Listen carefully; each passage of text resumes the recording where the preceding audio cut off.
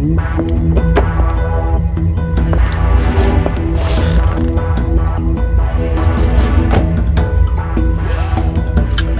and join me on a journey into diesel, or more precisely into the common rail system from Bosch.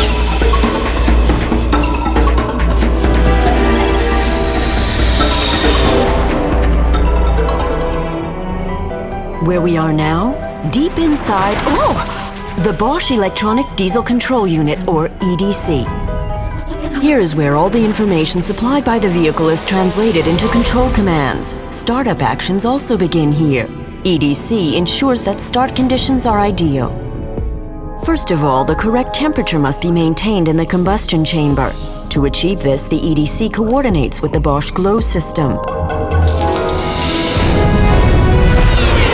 The diesel fuel does not ignite until heat and pressure levels are just right.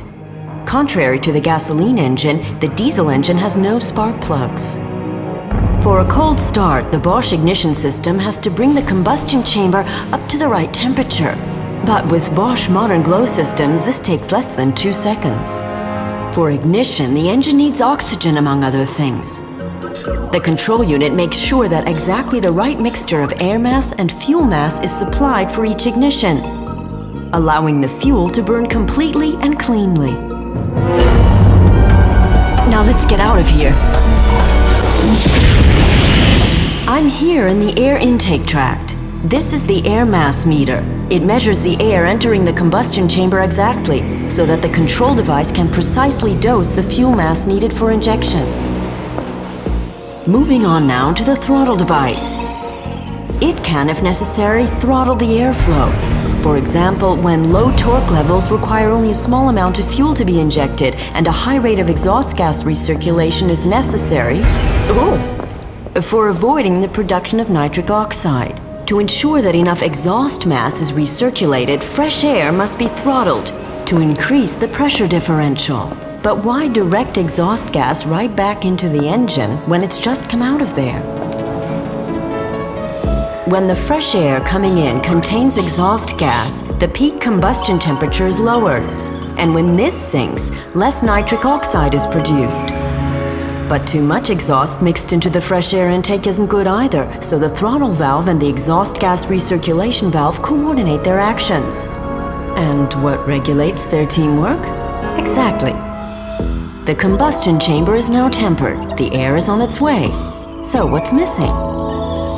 The fuel. We're here in the fuel tank. The diesel fuel is filtered and then sent through the priming pump and onto the high-pressure pump. Let's go straight to the CP high-pressure pump from Bosch. What happens here?